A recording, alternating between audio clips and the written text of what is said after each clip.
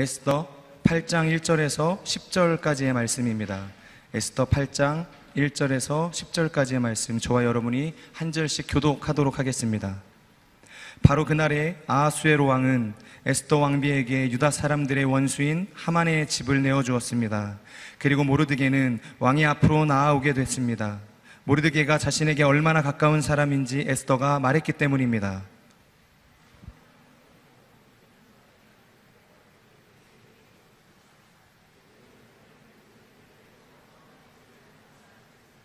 에스더는 다시 왕의 발 앞에 꿇어 울면서 간청했습니다. 왕에게 아각 사람 하만이 유다 사람들을 미워해 꾸민 그 악한 계획을 취소해달라고 빌었습니다.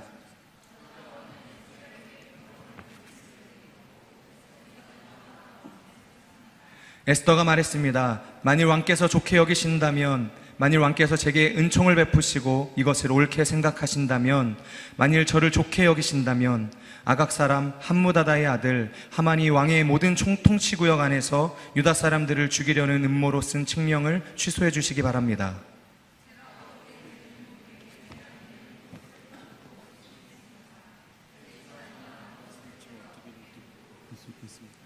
아하수에로 왕이 에스더 왕비와 유다 사람 모르드게에게 대답했습니다. 하만이 유다 사람들을 공격했으므로 내가 그의 집을 에스더에게 주고 그를 나무에 매단 것이요,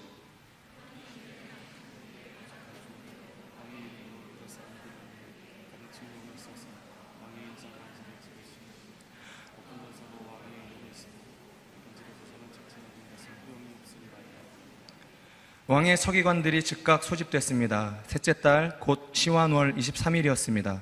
그들은 모르드게가 내린 모든 명령을 써서 인도에서 에티오피아에 걸친 127개 지방의 유다 사람들과 지방 관리들과 총독들과 귀족들에게 보냈습니다. 이 명령은 각 지방의 문자와 그 백성들의 언어로 각각 쓰였고 유다 사람들을 위해서는 그들의 문자와 언어로 쓰였습니다. 함께 읽겠습니다. 모르드게는 아하수에로 왕의 이름으로 칙서를 쓰고 왕의 인장 반지로 도장을 찍어 왕의 일에 쓰는 준마의 특사들을 태워 보냈습니다. 네, 악랄하게 유대인들을 핍박하며 몰살시키려 했던 이 하만의 계획이 멈춰지게 됩니다.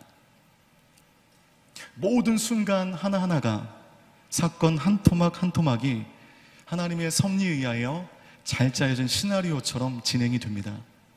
마지막 결정적인 순간 가운데 에스더는 지혜와 용기를 발휘하여 명확한 의사를 왕에게 전달하게 되었고, 이에 분노한 왕은 그 자리에서 하만을 처벌하게 됩니다.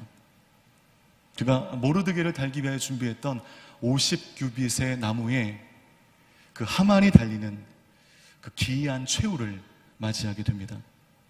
한때 모든 사람들을 벌벌 떨게 했던 권세자가 이 모든 사람들의 손가락질을 받는 인생으로 바뀌어지는데 걸린 시간이 오늘 1절 말씀 가운데 나와 있습니다. 1절 함께 합독하겠습니다. 시작. 바로 그날에 아하수에로 왕은 에스더 왕비에게 유다 사람들의 원수인 하만의 집을 내주었습니다. 그리고 모르드게는 왕이 앞으로 나오게 됐습니다. 모르드게가 자신에게 얼마나 가까운 사람인지 에스더가 말했기 때문입니다. 여러분, 바로 그날에 하만의 권세가 추락하는 데 걸린 시간이요, 단 하루였습니다. 자신의 성공만을 위하여 계획적으로 차곡차곡 쌓아졌던 그 성공의 탑이 단 하루 만에 와르르 무너지게 되었습니다. 여러분, 우리가 알고 있는 속담 가운데 공든탑 무너지랴, 그 속담이 있잖아요. 공든탑은 무너지지 않기 때문에 공들여 쌓아야 한다는 그런 교훈적인 속담입니다. 여러분, 공들이지 않은 탑은요 무너집니다. 때문에 우리는 우리의 인생을 공들여 쌓아야 됩니다. 근데 여러분, 공든 탑도 무너집니다. 저 인생 가운데 공든 탑 무너지는 거 많이 봤습니다. 하만의 인생은 철저히 공든 탑이었습니다. 그런데 그렇게 세운 공든 탑이 단 하루 만에 와르르 흔적도 없이 무너지게 되었습니다. 여러분, 공 들이느냐 공 들이지 않느냐, 그것보다 우선 점검해야 될 것은 세우는 목적이 중요한 겁니다. 우리의 탑을 세우는 목적, 세우는 목적이 틀렸으면 공 들여도 무너지는 겁니다. 세우는 목적이 옳다면 그 탑은 공 들인 만큼 굳건한 것입니다. 한때 막 나는 새도 떨어뜨릴 만큼 그 권세가 충만했던 인생이 단 하루 만에 추락하여 모르드게를 죽이기로 작정하고 준비한 그 나무에 자기가 달려 죽게 되죠. 여러분, 이것은 하나님을 모르는 자의 결론입니다. 내가 나의 힘으로 얼마든지 나의 인생을 살아갈 수 있다고 호언장담하는 자들의 결말입니다. 하나님 앞에 겸손하지 못하고 교만하여 하나님을 대적하는 자의 말로입니다. 바로 그날에 에스더는 죽음에서 생명을, 똑같은 바로 그날에 하만은 생명에서 죽음을 경험하는 인생의 반전을 경험하게 됩니다. 이것이 우리가 살아가는 인생 3일 것입니다. 우리 2절 말씀 함께 읽겠습니다. 시작. 왕은 하만에게서 거둔 그 인장 반지를 빼어 모르드게에게 내주었습니다. 그리고 에스더는 모르드게를 세워 하만의 짐을 관할하게 했습니다. 왕이 자신의 반지를 빼어 어떤 사람에게 준다는 것은 그 반지를 소유한 사람에게 막대한 권력과 권위를 준다는 것입니다. 하만에게서 반지를 뺨으로 인하여 하만의 권력과 권위를 빼앗았고 그 반지를 모르드게에게 꽂아줌으로 말미암아 모르드게는 한창 때의 하만이 누렸던 그 위치를 부여받게 되는 것입니다. 그렇다면 권력과 권위만을 빼앗았는가? 그렇지 않아요. 우리 1절 말씀을 다시 한번 보면 강조된 그 구절을 보면 에스더 왕비에게 유다 사람의 원수인 하만의 집을 내주었습니다. 이 하만의 집을 에스더에게 주었습니다. 여러분, 집은 부동산뿐만 아니라 하만의 모든 재산을 통칭하는 말이죠. 하만의 관계로 인하여 정신적인 고통을 겪었을 왕후였던 에스더의 그 마음을 위로하는 마음에서 왕은 하만의 그 집을 에스더에게 주게 됩니다. 하만이 그토록 자랑했던 권력과 권위뿐만 아니라 그의 재산마저 흔적도 없이 단 하루 만에 사라지게 되었습니다. 그래서 여러분, 이 재물은요, 이처럼 정함이 없습니다. 인생의 모든 것을 깨달았던, 인생의 쓴맛, 단맛을 깨달았던 한 구약의 지혜자가 시편 39편 6절 말씀 가운데 이런 인생론을 피력하게 됩니다. 우리 6절 말씀 같이 한번 읽어보도록 하겠습니다. 시작.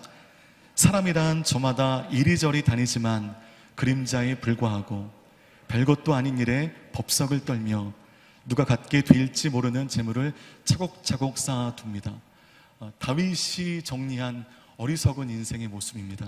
첫 번째, 사람들은 그림자를 따라 이리저리 다닌다는 것입니다.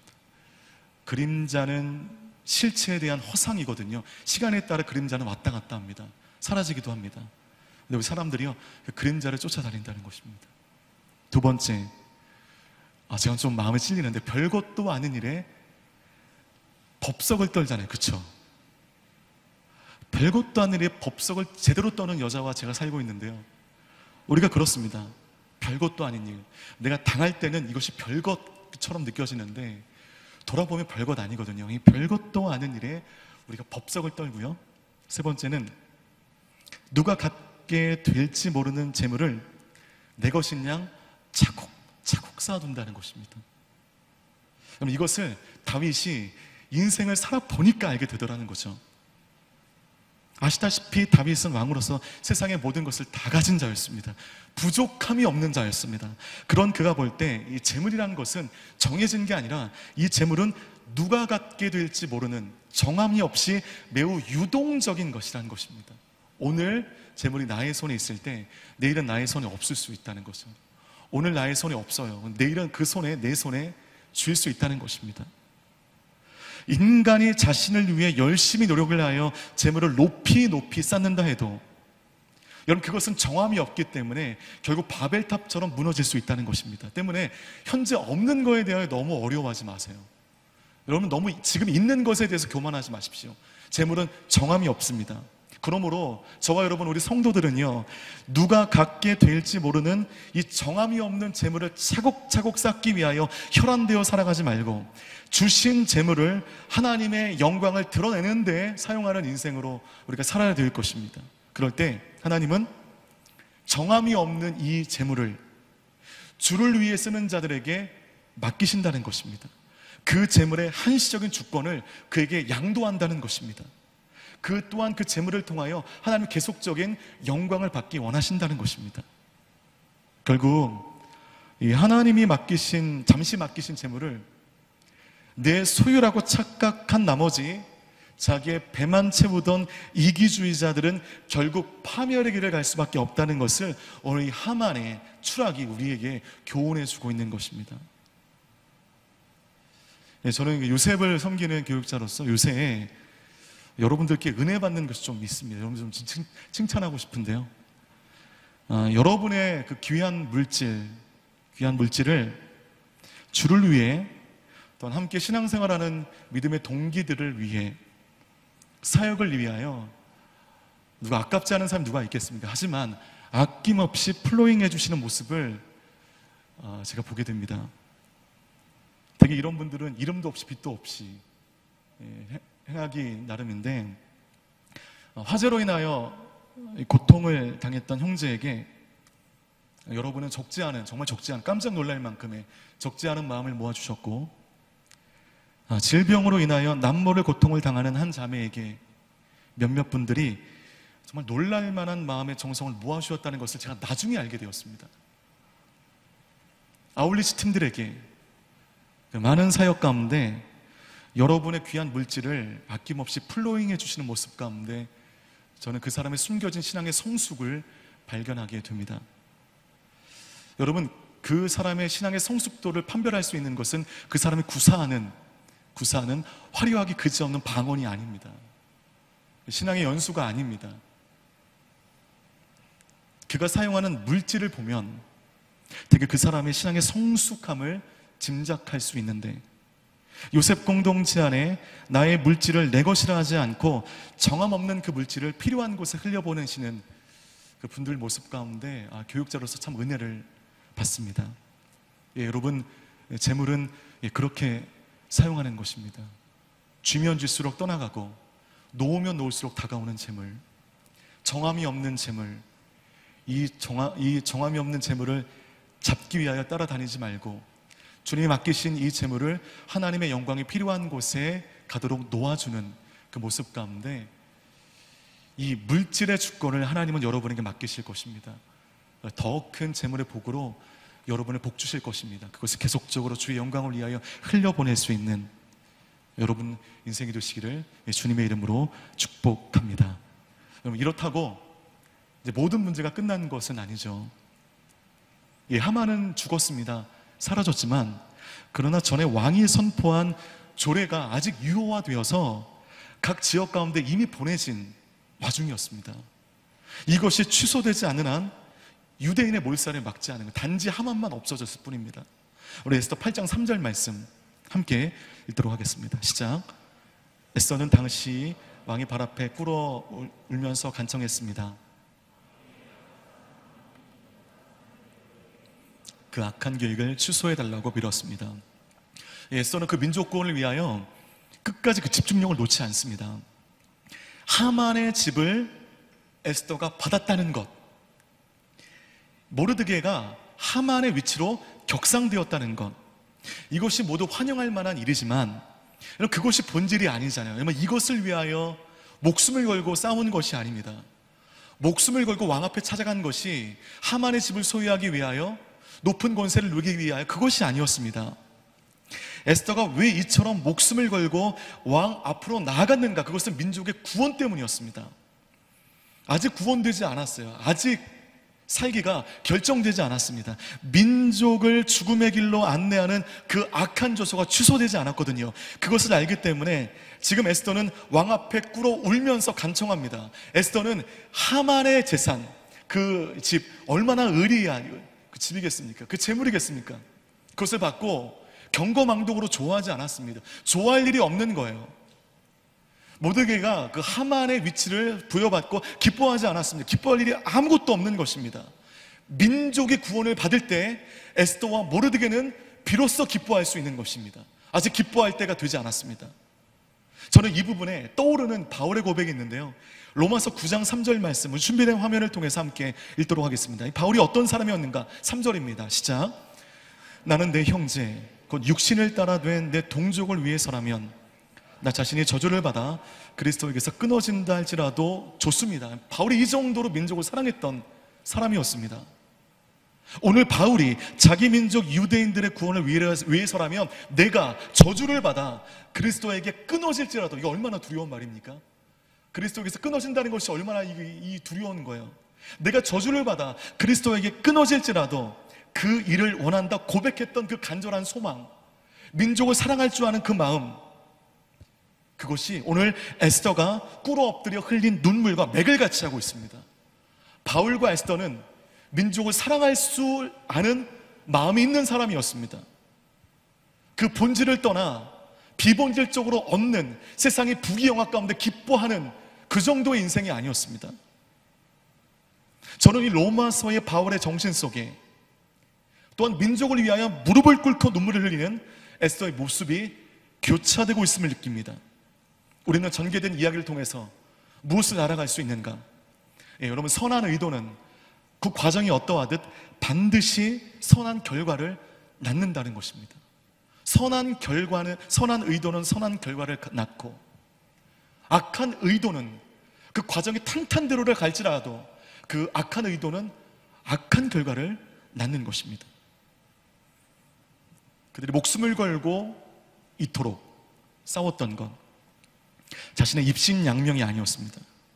바울은 로마 시민권자이자 유명한 학파의 출신으로서 편안하게 영광받으며 칭찬받으며 박수받으며 살아갈 수 있었습니다. 그러나 나이 30에 담메색에서 주를 만난 이후 환갑에 로마에서 죽기까지 30년 동안 주 예수께 미쳐 살았습니다. 주 예수 때문에, 그리스도 때문에 단 한순간도 30년 동안 발을 쭉 뻗고 잘 날이 없었습니다. 가는 곳마다 핍박당하고 루스라에서는 돌에 맞아 죽을 뻔하고, 함께 동역했던 동역자와 함께 다투어 헤어지기도 하고, 그의 인생은 고난의 연속이었지만 그것이 그의 발을 묶지 못했습니다. 그의 삶을 포기시키지 못했습니다. 그리고 예수께 미쳐 살았고, 복음을 들어야 할 잃어버린 영혼을 향한 애끓는 사랑의 마음이 있었기 때문에 그는 맡겨주신 모든 인생들을 살아낼 수 있었던 것입니다. 에스더도 마찬가지죠. 왕으로서 편안히 살 수 있었습니다. 유대인이란 이 출신은요, 이 적절히 숨기면서 그냥 편안히 살아가면 되었습니다. 왕후인이 얼마나 잘 살 수 있었겠습니까? 그러나 그 안에는 확고한 민족적 정체성이 있었습니다. 때문에 나만을 위해 살아갈 수 없다는 시대 부담이 그에게 물밀듯 밀려드는 것입니다. 그래서 선한 의도를 가지고 싸웠습니다. 과정이 되게 힘들었습니다. 이 선한 의도가 열매를 맺지 못하는 줄 알았습니다. 여러분 어때요? 하나님의 섭리 위에, 선한 의도 위에 하나님의 섭리가 덧붙여지니 정말 드라마틱한 대변환이 이 말씀 가운데 있지 않습니까? 여러분, 한 사람 한 사람은요, 물질로 인하여 기뻐하며 편안한 인생을 살기 위하여 세팅되어진 인생이 아닙니다. 고작 그것 때문에 여러분 존재하지 않습니다. 이 땅 가운데 여러분의 이름 석자를 날리기 위하여 살아가는 그 정도의 인생이 아닙니다.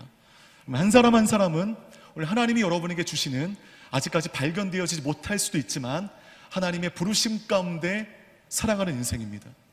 그 부르심 가운데 응답하게 될 때 우리가 존재하는 이유를 알게 되는 것입니다. 때문에 여러분 모두가 선한 의도를 가지고 과정이 어떠하듯 그 선한 의도로 하나님께 영광 돌릴 수 있는 여러분 한 사람 한 사람의 인생이 되기를 원합니다. 선한 의도는 반드시 선한 열매를 맺게 됨을 우리는 이 에스더를 통하여 발견할 수 있는 것입니다. 우리 에스더 8장 좀 넘어가서 이제 9절 말씀 읽겠습니다. 시작. 왕의 서기관들이 즉각 소집됐습니다. 셋째 달 곧 시완월 23일이었습니다. 그러는 모르드게가 내린 모든 명령을 써서 인도에서 에티오피아에 걸친 127개 지방의 유다 사람들과 지방 관리들과 총독들과 귀족들에게 보냈습니다. 이 명령은 각 지방의 문자와 그 백성의 언어로 각각 쓰였고 유다 사람들을 위해서는 그들의 문자와 언어로 쓰였습니다. 유대 사람들을 죽이려는 음모로 쓴 그 칙령을 취소해달라는 에스더의 그 눈물의 간구 가운데 이 아하수에로 왕이 그 뜻을 돌이키고 즉각적으로 서기관들을 소집하게 됩니다. 그때 날짜가 이제 성경에 나와 있는데 시완월 23일입니다. 그러니까 여러분, 그 하만이 왕의 허락을 받고 유대인을 멸절하기 위하여 제비 뽑은 날, 그 제비 뽑은 날이 아하수에로 왕 12년 첫째 달 니산월이었습니다. 1월이었던 거예요. 1월에 제비를 뽑은 거 기억하시죠? 그래서 받은 날짜가 그의 12째 달 아달월 12월이었습니다. 그리고 오늘 그 칙령이 취소된 날짜가 셋째 달 시완월 23일이었습니다. 정신이 없으시죠? 제가 이미지로 친절하게 준비해 왔습니다. 이미지를 보여주십시오. 네, 1월 12일 날 하만이 제비를 뽑게 됩니다.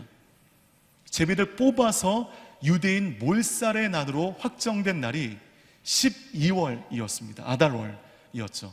근데 그 사이에 3월 23일 칙령이 취소가 됩니다. 그러니까 유대인들이 구원을 받게 된 것입니다. 그래서 1월 12일과 3월 23일 사이에 70일의 시간이 소요가 되었습니다. 70일 동안 유대 민족들이 당했을 그 두려움, 공포 어땠을 것 같습니까? 하루하루가 피가 말랐을 것입니다.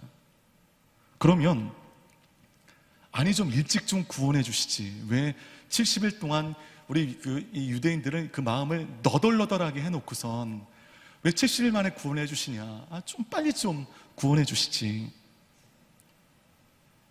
여러분, 제가 몇 번 간증했던 기억이 나는데요, 2000년 10월에 제가 운전을 하다가 그 젊은 혈기에 막 과속을 하고 막 그러다가 무고한 할머니 한 분을 제가 교통사고로 치여서 이 할머니를 사망 직전에 이르게 했을 때, 교통사고의 그 충격으로 그 혼 상태에 들어가신 이 할머니께서 의식을 차리시는 데까지 걸린 그 시간이 정확하게 40일이었습니다.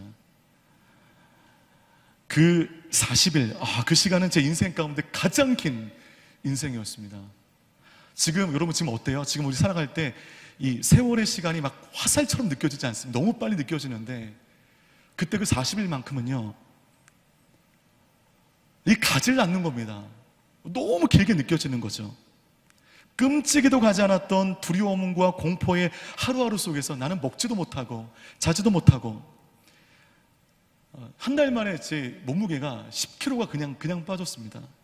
걱정 때문에 먹지 못하고 자지 못하여. 그런데 교통사고 난 지 정확하게 40일 만에 할머니께서 이제 의식을 회복하게 되셨습니다.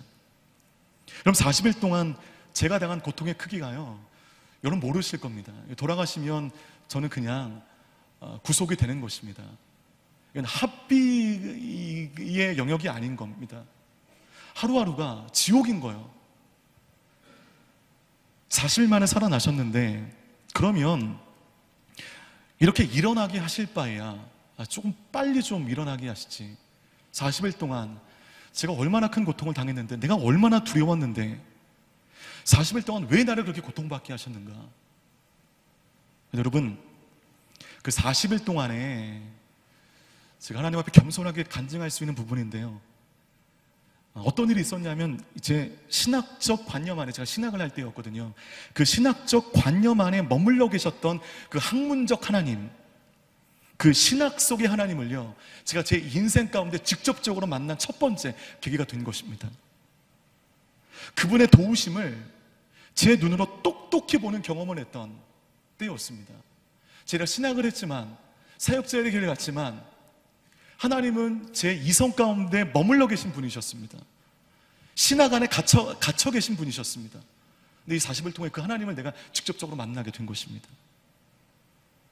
40일은 제게는 죽음과도 같은 시간이었지만 그 40일로 말미암아 지금은 인정할 수 있어요. 제 믿음이 성장했습니다. 하나님께 의탁하는 삶이 무엇인지를 그 40일 지옥 같은 그 시간을 통하여 제가 배우게 된 것입니다.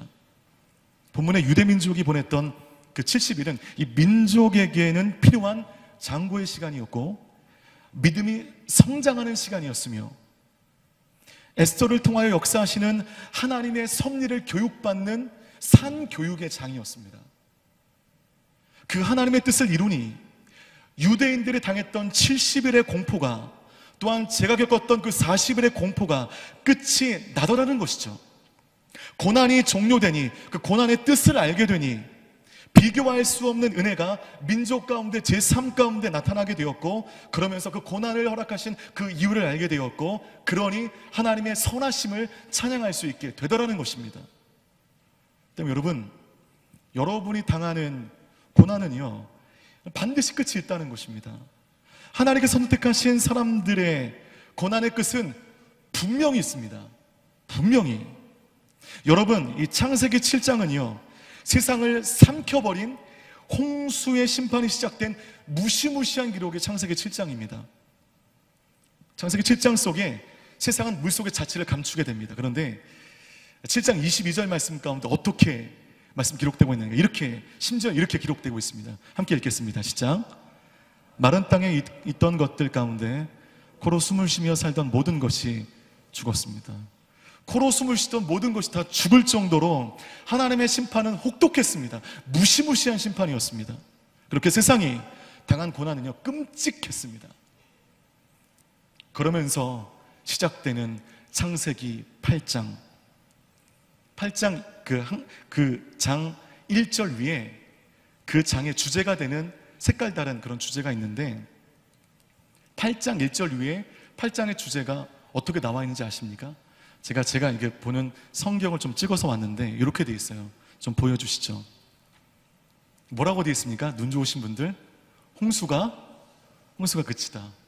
제가 고난당할 때는요 마음이 되게 어려울 때는요 이 홍수가 그치다 이 주제 하나가 얼마나 큰 위로가 되는지 몰라요.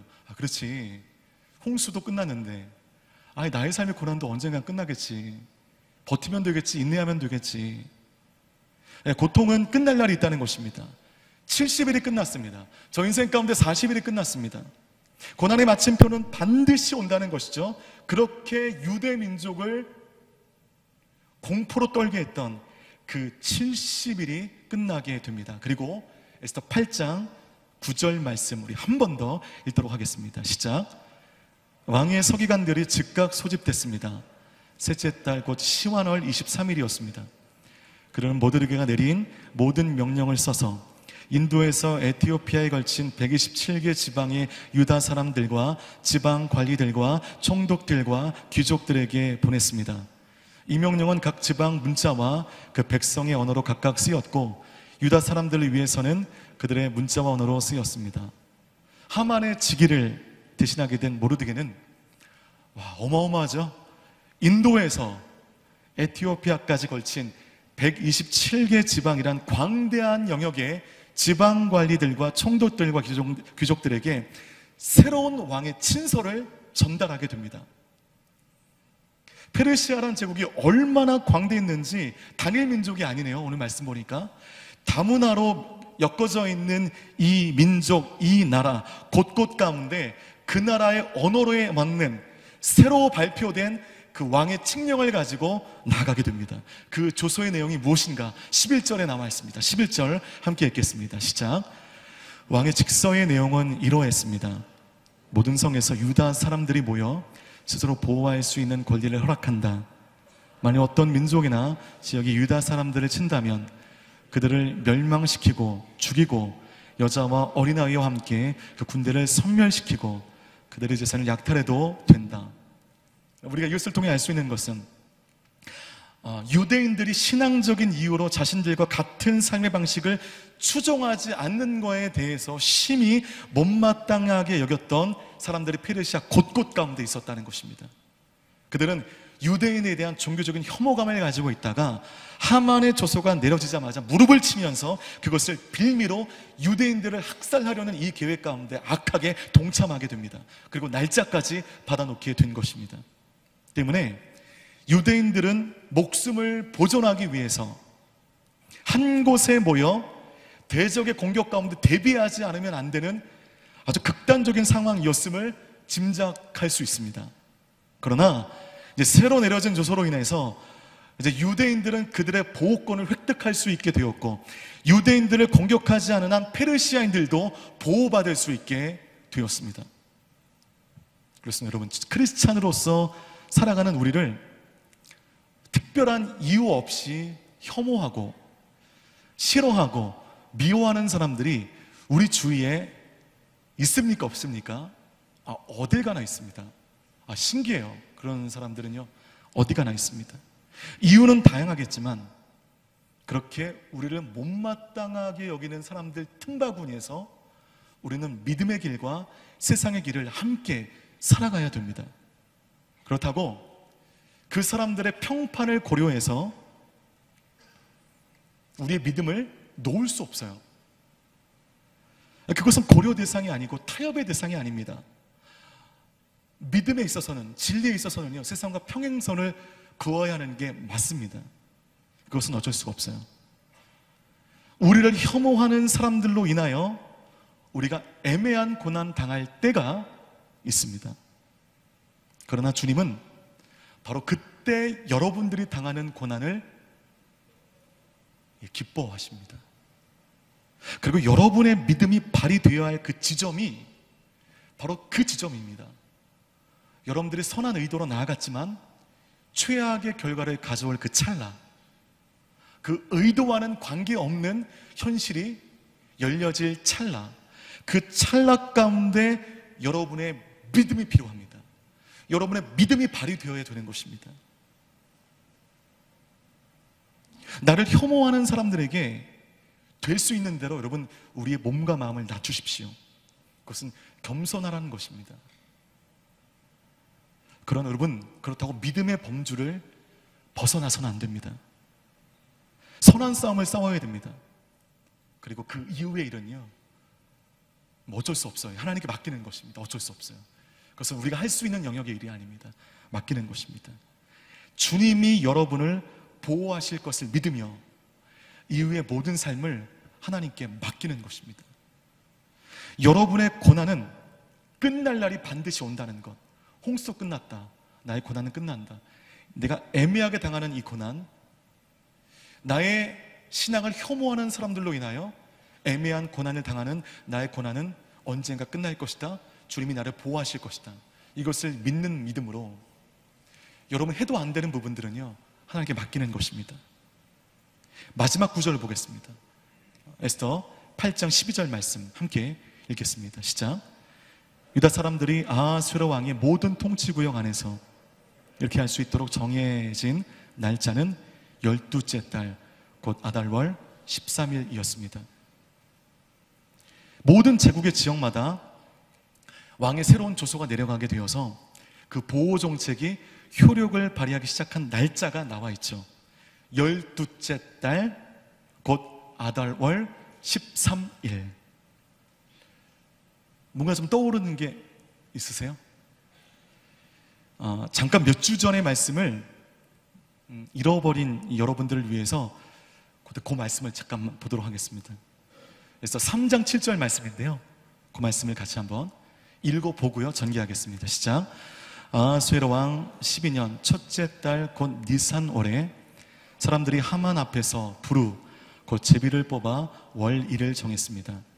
제비를 뽑은 결과는 12째 달 곧 아달월이었습니다. 똑같죠? 똑같아요. 하만이 이 모르드게 및 유대인들을 몰살하기 위하여 부르 곧 제비를 뽑은 날이 12째 달 곧 아달월 12일. 그러니까 이 날은 유대인에게는요, 죽음의 날이었습니다. 근데 오늘 12절 말씀 가운데 모르드게를 통하여 페르시아 전역에 유대인의 보호 정책이 발휘된 날, 12째 달 아달월. 여러분 이거 기막히지 않습니까? 굉장한 내공이 있는 작가가 청중들이 도저히 생각할 수 없는 대반전의 시나리오를 좀 쓴 것 같아요. 유대인들에게 아달월은 죽음의 날이었습니다. 여러분 이제는 아니에요. 이제부터 아달월은 생명의 날이 되었습니다. 슬픔이 변하여 기쁨이 되는 날, 우리의 죽음이 변하여 생명이 되는 날, 걱정이 변하여 환희가 되는 날, 유대인에게는 이 아달월이었습니다. 부들부들 떨면서 나는 죽었다, 나는 죽었다, 공포에 휩싸이게 했던 그날이 오늘 구원의 날이 되었습니다. 인간의 걱정과 죽음과 슬픔이 내정되어 있었던 아달월의 주권이 인간의 손에서 하나님 손으로 그 주권이 옮겨가게 되니 모든 것이 한순간에 반대가 되지 않습니까? 여러분의 걱정도, 죽음의 두려움과 슬픔도 여러분 손 안에 있을 때는요 그냥 두려움인 거예요. 공포인 겁니다. 걱정인 것입니다. 그러나 그것이 주권을 달리하여 하나님의 손에 넘어가는 순간, 하나님의 손에 주권을 달리하여 가게 되는 순간 모두가 반대되는 것입니다. 그러니 걱정하는 여러분들, 두려워하는 여러분들, 즉 여러분의 삶의 주권이 하나님께 있다는 거예요? 여러분께 있다는 거예요? 여러분께 있다는 것입니다. 그 주권이 하나님께 넘어가지 않으니 그것이 두려운 거예요. 아달월이 무서운 겁니다. 죽음의 달이 된 것입니다. 하나님의 주권으로 넘어가는 순간 더 이상 죽음의 날이 아닌 거예요. 생명의 날이 되었습니다. 환희의 날이 되었습니다. 기쁨의 날이 되었습니다.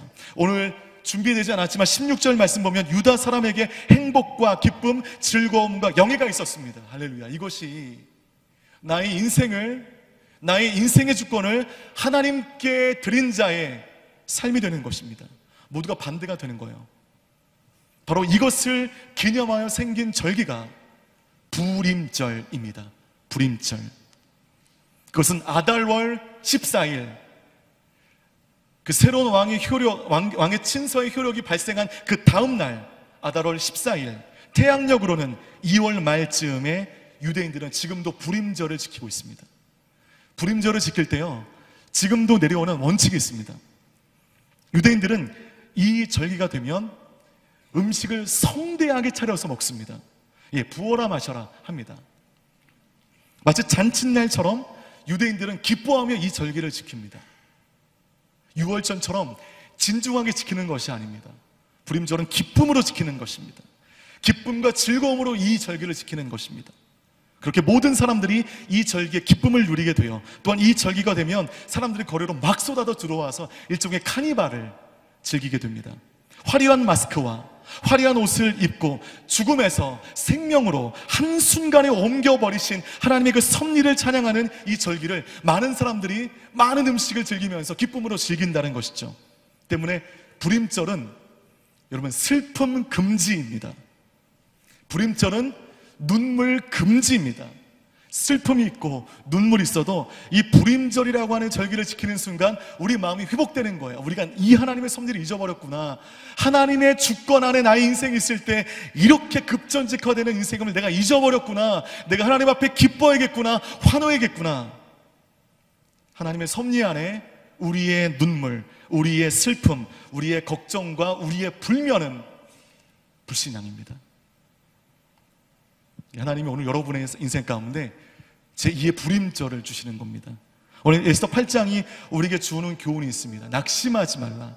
하나님의 섭리 안에 낙심하지 말라.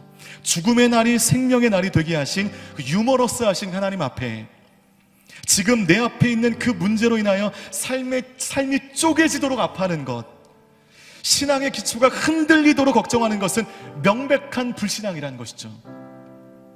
제가 최근에 가장 감명 깊게 읽었던 책 한 권이 존 스토트의 이제 리더가 리더에게라고 하는 책인데요.